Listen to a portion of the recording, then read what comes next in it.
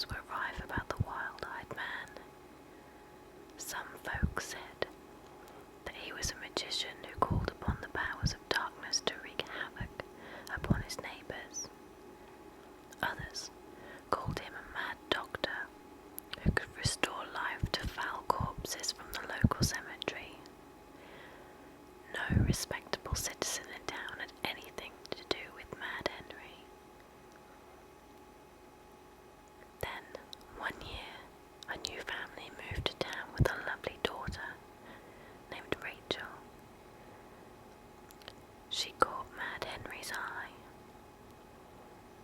He showered the maiden with gifts, goblets of pure gold, necklaces of pearl, and a pot of daisies that never dropped a single petal. Despite the gifts, Rachel fell in love with another, Geoffrey, a handsome young man just home from university. A week after meeting, they eloped, leaving behind a stunned Mad Henry. When Rachel and Geoffrey returned from the elopement, they threw a big ball and invited everybody in town. While Rachel was waltzing with her father, she heard a clap of thunder. Lightning flashed again and again. Suddenly, the doors blew open, and a breeze whirled in, bringing with it the smell of dead, decaying things. Mad Henry loomed in the doorway, pupils gleaming red with anger. He was followed by the grotesque figures of the dead, who came marching 2 by 2 into the room.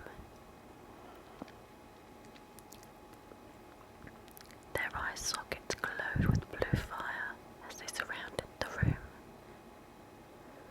2 of the corpses captured Geoffrey and threw him down at the feet of their lord. Red eyes gleaming, Mad Henry drew a silver-bladed knife and casually cut the bridegroom's throat from ear to ear. Rachel screamed and ran forward, pushing through the foul, stinking corpses of the dead, and flung herself upon her dying husband. "Kill us both," she cried desperately. But Mad Henry plucked the lass out of the pool of blood surrounding her dead husband, and carried her out into the thundering night. Behind him, the army of the dead turned from the grisly scene and followed their master. The sounds of thunder and lightning faded away as the alchemist and his dead companions disappeared into the dark night. Geoffrey's father and Rachel's father gathered a small mob and followed the evil hermit, intent upon saving Rachel. When they searched Mad Henry's house, they found it completely empty, save for a light which shone from a series of mysterious globes that bobbed near the ceiling of each room. Mad Henry had vanished. Search parties scoured the countryside for days but turned up nothing. Geoffrey was buried in the local cemetery, and the dance hall was torn down. No one in town spoke